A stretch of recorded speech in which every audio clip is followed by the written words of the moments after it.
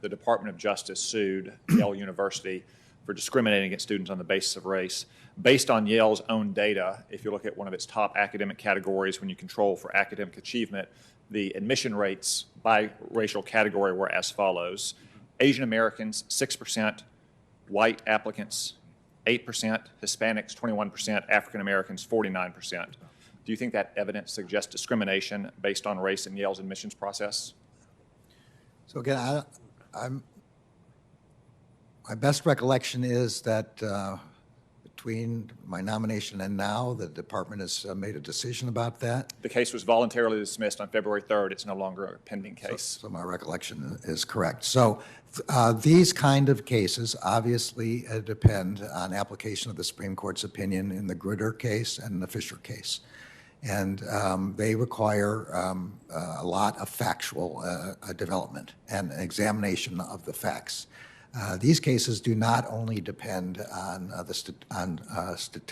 disparate statistics, but on all the factors the Supreme Court instructed the lower courts and the government as to what kinds of affirmative action in higher education are permissible and which ones aren't. So I honestly can't draw any conclusions without knowing the facts of the case. So some of that Supreme Court case law about racial discrimination in higher education says that race can only be used as a plus factor. It can't be decisive in practice. It can't be a defining feature. It can't be the predominant factor. When Asian American kids are 8 times less likely to be admitted in the same band of academic achievement, you don't think that at least suggests a facial case of racial discrimination? Well, I think that's the question that you look at for the underlying facts to know. I don't remember exactly the words of the Supreme Court opinions, but they seem pretty much exactly, what you just said. You can't have a rigid quota. You can't have a fixed. This was the consequence of the Gratz case, which was the companion case to Gritter. Gritter was the University of Michigan Law School. Gratz was University of Michigan as a university.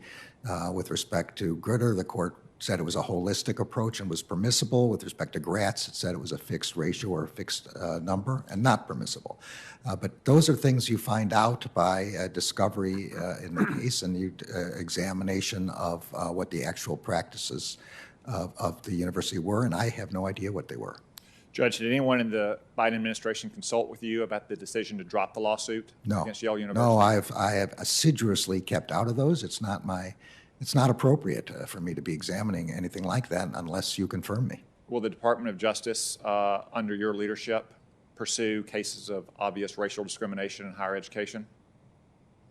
Well, if you put it that way, the answer is, of course, yes. Obvious. Well, I think this presents an obvious case of discrimination against Asian Americans. I suspect some Asian American parents and their kids are a little disappointed in those answers, Judge. I want to turn to the... I just want to say I'm only giving the answer to what the Supreme Court said the law was. I can't do any better than that. Eight times less likely to be admitted? My answer was you have to look at the facts inside. Okay, I want to turn to another very important topic, which is the rising rates of violent crime in the country. According to the FBI's crime statistics, only 45% of violent crimes in this country result in an arrest. Would it be better or worse if 100% of violent crimes in this country resulted in arrest and prosecution instead of just 45%?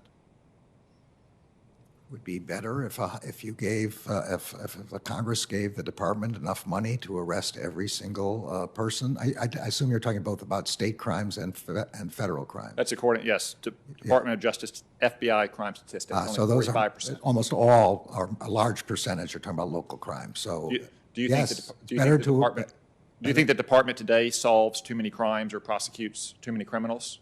The Justice Department? Yes.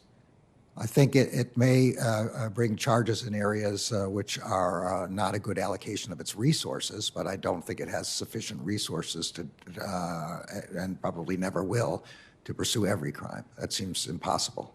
One final point, Judge, I just want to get on the record. We spoke about this last week in our telephone call about the importance of state and local law enforcement to work together in a collaborative and cooperative fashion with the Department of Justice, both its local U.S. attorneys and the law enforcement agencies that you oversee. I was glad to know that you agree with me those partnerships are vital to reduce crime and keep our community safe. I just wanted to give you the chance to put that on the record today. Yes, absolutely.